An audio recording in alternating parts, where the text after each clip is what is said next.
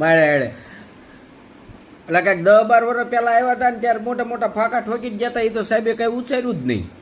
નો ગાંઠિયાના વખાણ કર્યા કે નો ભાવનગરની કોઈ ફેમસ એવી વસ્તુના વખાણ કર્યા. અને સાહેબ તમે કૃષ્ણકુમારસિંહજીને યાદ કર્યા,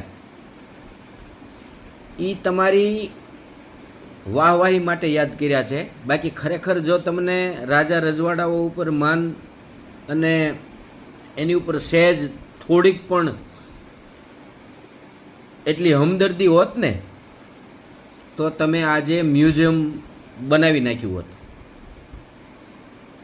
પણ તમે એના ઉપર રોટલા શેકો છો, એનું નામ લઈને અહીંયા તમે પ્રતિષ્ઠા મેળવીને જાઓ છો, વાહવાહી કરવા જાઓ છો. તમે સાહેબ મોટામાં મોટા નાટકબાજ છો, એ પબ્લિકને હવે ખબર પડી ગઈ છે. બાકી તો અમારા કૃષ્ણકુમારસિંહજીને તમે ભારત રત્ન કેદુનો અપાવી જ દીધો હોત. પણ તમને ખબર છે કે મારી વેલ્યુ હવે કાંઈ રહી નથી.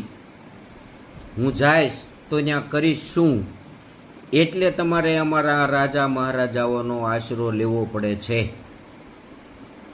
કારણ કે અહીંયા નો તમને તમારું નાનપણ યાદ આવ્યું કે નો પાછા ઓલા તમે 10 વર્ષ પહેલાં ગાંઠિયા યાદ કર્યા હતા, એ ગાંઠિયા યાદ આવ્યા કે નો કોઈ ભાવનગરની એવી કોઈ અજાયબી યાદ આવી. કારણ કે ભાવેણા છે ભાઈ, ભાવેણામાં તમને શું નથી મળતું એ તમે કહો. ભાવેણાએ 1800 પાદર આપ્યા. ભાવેણાના મહારાજાએના મહારાણીએ એમનો દાયજો આપી દીધો. તમે ક્ષત્રિયોને શું આપ્યું?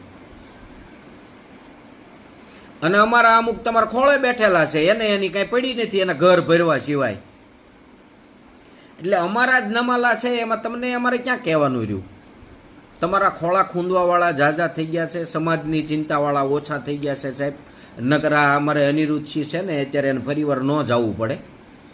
એક એક ઘરેથી નીકળી ગયો હોત ને, એક એક ખાલી રોડ ઉપર અમે પાછા નહીં આવી એમ કરીને, તો સાહેબ તમારી સરકાર છે ને હજી અમારા અસ્તિત્વને મિટાવી ન શકે, કે અમારા અસ્તિત્વ ઉપર આંગળી ન સીંધી શકે એવી કોઈ સરકાર જ નથી બની સાહેબ. જેને આપી દેવાની તેવડ હોય ને એને લઈ લેવાની તેવડ હોય જ તે.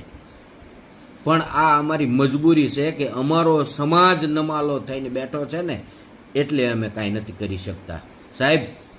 નહીતર આજે આ દિવસો ક્ષત્રિયોને જોવાના ન હોય. ક્ષત્રિયો સર્વોપરી છે. સનાતન ધર્મને ટકાવવા માટે માથાના બલિદાન દીધા, ધરતી માને ફોંપી દીધી છે. 1800 પાદરની 562 રજવાડાના દાન કર્યા છે, અને એની રજવાડાના દાન કરીને એનું સર્વેસ્વ સોંપી દીધું.